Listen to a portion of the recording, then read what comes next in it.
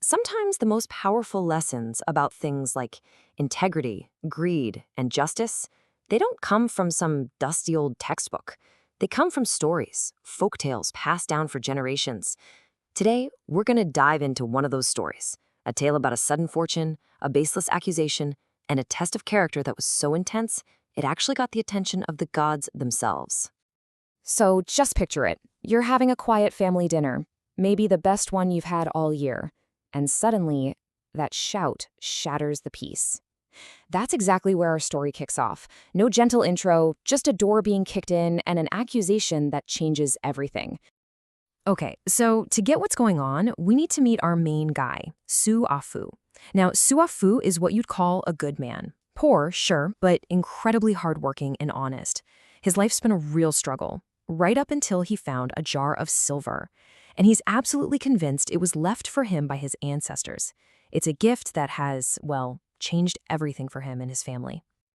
For the first time in what feels like forever, Su-afu's little home is actually warm, and it's filled with the amazing smell of a real feast.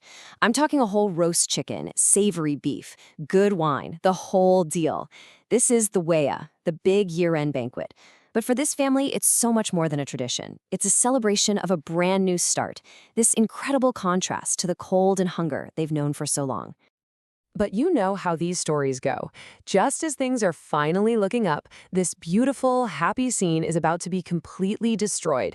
Right as Su-afu and his family are giving thanks for their incredible luck, an uninvited guest shows up to turn their dream into a total nightmare. Bam! The door gets kicked open. In walks the local landlord, Chen Daihu, a guy everyone knows and fears, and he's got 4 big thugs with him. His eyes immediately dart around the room, and you can just see the gears turning in his head. He sees the fancy food, he sees the jar of silver, and he instantly jumps to one conclusion. A poor man with sudden wealth must be a thief. And get this, Chen Dahu doesn't just accuse him, he invents this whole elaborate story right there on the spot. He claims he had a dream that his treasure was stolen, and that this is the very jar from his own backyard. It's a complete lie, of course, but he says it with all the confidence that his power and money can buy. And right here, this is the heart of it, isn't it? On one side, you've got Su-afu, clinging to his honest belief that this was a gift from his family's past. And on the other, you have Chen Dahu, who just cruelly dismisses it. Your ancestors are dust. It's the word of a poor, honest man against a rich, powerful, and greedy bully. But here's where things get really interesting. Su-afu's family, well, they're not as alone as they think. Because watching this whole drama unfolds from the little family shrine in the corner of the room are the local gods. And let me tell you, they are not happy. They are absolutely furious. So, first up, we've got the 2D Gong, the Earth God. Think of him as the guardian of the whole neighborhood, the protector of the land. And seeing this blatant injustice, this robbery happening right under his nose, he takes it as a personal insult. And right there with him is the Djiju, the house god. His job is even more specific. He protects this one home. So for him, Chen Dahu kicking in the door isn't just a crime, it's a home invasion. It is a violation of the very sanctuary he's sworn to protect. Now, the gods could just, zap the landlord with a bolt of lightning and call it a day. But no, their plan is much, much cleverer. They come up with this subtle, 3-part strategy to not just stop the crime, but to reveal the landlord's own wickedness to himself. All right, so the plan goes into motion. The first of Chen Dahu's thugs makes a move to grab that jar of silver. The house god sees this and thinks, oh, no, you don't. Not in my house. And just like that, the thug goes flying. The floor is perfectly flat, but he trips as if he slipped on a patch of ice, slamming right into the doorframe. He's totally baffled, muttering, "Did a ghost just trip me?" I mean, he has no idea how right he is. Chen Dahu just rolls his eyes, annoyed by his clumsy goon, and decides to grab the jar himself. But now it's the Earth God's turn, and his approach is way more interesting. He's not going to target the landlord's body, he's going to target his greedy mind. The second Chen Dahu's fingers graze the jar, he rips his hand back, screaming. To him, the cool metal feels searing hot, like it was just pulled out of a fire. But that burning feeling? That's just the beginning of the trick. Okay, and this part is absolutely brilliant. The silver itself never actually changes. The magic isn't in the object, it's in the perception. When the landlord and his thugs look into the jar, they don't see treasure. All they see is this disgusting, sticky, foul-smelling black mud, a perfect reflection of their own ugly intentions. But for Suafu and his family, the silver is still as pure and bright as ever.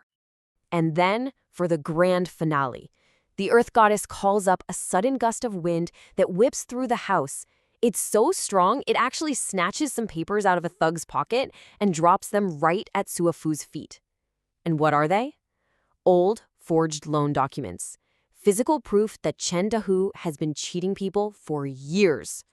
And as Chen Dahu is staring at this proof of his crimes, a deep, booming voice echoes in the room, a voice that only he can hear. It's the Earth God, and he lays it all out. Hey, that silver you claim was yours? It was stolen to begin with. And if you don't leave right now, your own house is going to come crashing down on you. Talk about a warning. Well, as you can probably guess, this combination of supernatural weirdness and a direct threat from a god, it brings this whole confrontation to a very, very quick and satisfying end. Chen Dahu is just completely, utterly terrified. He forgets all about the silver, scrambles to his feet, and he and his thugs just flee.